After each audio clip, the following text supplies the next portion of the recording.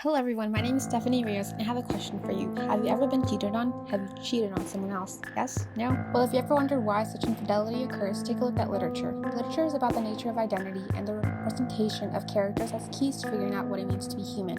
And as humans, we struggle with our mental health and we all make mistakes. I'll focus on Junot Díaz's short story, The Cheater's Guide to Love, to demonstrate this argument. As the title suggests, the main male protagonist, Junior, cheats on his partner of 6 years and fiancé 50 times. That's about 8 different people a year. Of course, when his fiancé finds out, she says, "No more," and leaves. Now, you're probably wondering why. Why did he cheat on the person he was willing to commit for the rest of his life? Well, that can be answered in 2 ways. 1, with George Horman's social exchange theory, and 2, narcissistic personality disorder. If you're not familiar with George Horman's social exchange theory, we're going to break it down. The theory recognizes that social relationships have give and take exchanges. For example, you want to take out for dinner, but your partner does not. And so you compromise and decide that you won't have to take out that day, but instead the next.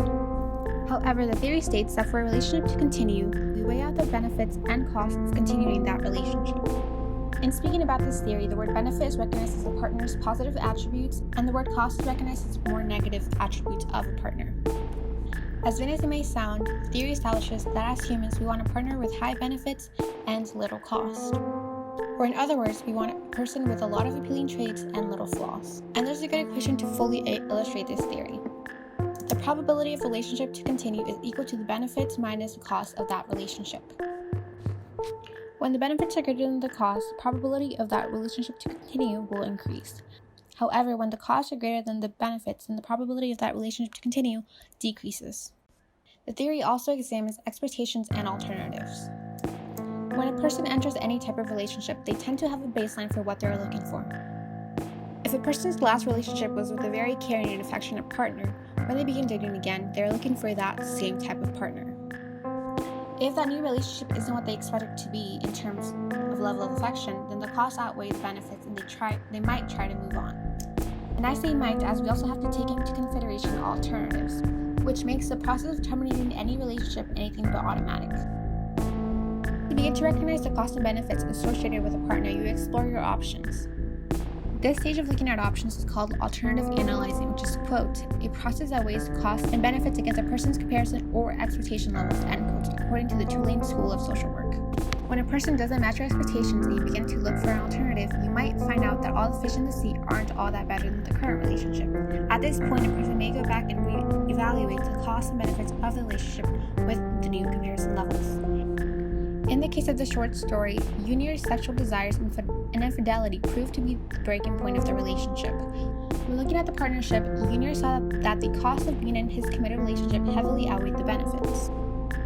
What were these costs? Well, the fact that his fiancée did not sexually satisfy him, the fact that she had, quote, fuzz on her cheeks, end quote, and, quote, she never cleaned up around the apartment, end quote. To him, being associated with what he calls sucias or dirty women and sluts was far more gratifying than staying loyal to his fiancée that didn't resort to the misogyny he did.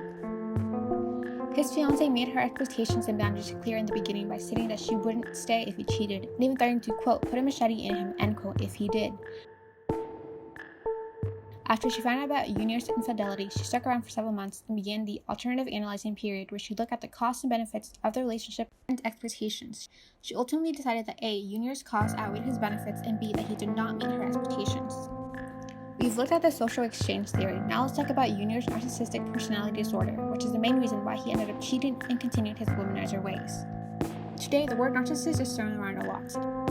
If you're on social media and post a lot about your life, you may have thought of yourself or have been called a narcissist. Why? Because it seems like you have a high self-esteem. However, narcissism isn't as simple as plastering your face everywhere and looking in the mirror every 5 minutes. According to licensed clinical psychologist and psychology professor Dr. Rios, narcissism is a disorder of self-esteem. People with narcissism are often the most insecure people in the room, and they've established a way of showing themselves as anything but, that they often look like the most confident person in the room, but there's an emptiness there. The disorder is made up of 4 pillars: absence of empathy, sense of superiority that is unrealistic, persistent sense of entitlement, and persistent need to be validated. Dr. Rios also said that those with narcissistic personality disorder often aren't able to have an intimate or deep connection with their peers. People who are diagnosed with the disorder present themselves as charming and appealing. However, once that relationship develops, the mask sheds, and the lack of empathy and tendency of being deceitful shines through. If the cheater's guide to love shows anything, it's Junior's lack of empathy and deceitful ways, especially in the beginning. Instead of letting his fiancée move on after she finds out he cheated on her, what does he do?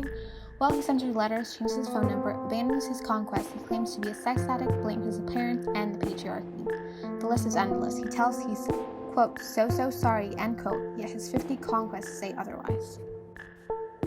He dates several people after his fiancée ends things with him. However, as the narration ends, it doesn't end up being in a relationship. But some might think he continues to have sexual relationships and hopes to forget his fiancée. The reality is that he's insecure and needs validation. His friends and even his mother preferred her more than him. And what's the best way to get validation? Having sex with people who he knows find him attractive. Throughout the story, we can also see that his Dominican ethnicity adds to this insecurity.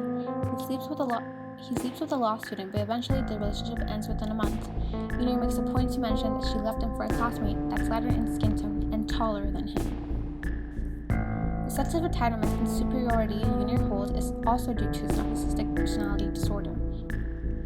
For a short period of time, he chases after a single mother named Noemi. During their several rendezvous, he points out that she doesn't want to have sex with him. Instead of respecting this decision and being empathetic, he gets offended and says that she wasn't hesitant when she had sex without a condom with her child's father. Junior's sense of entitlement is also seen when he sleeps with a married woman who eventually leaves for the Dominican Republic. He deletes her number from his phone but keeps a picture he took, quote, of her bed while she was naked and asleep, end quote. He took photos of her without her consent and he keeps his pictures as some sort of trophy. He expects things like sex out of women, but he isn't willing to give the bare minimum, like being loyal. It's always about what women can do for him and not the other way around. We've now established the reasons for Junior cheating on his fiancée. What are his steps moving forward?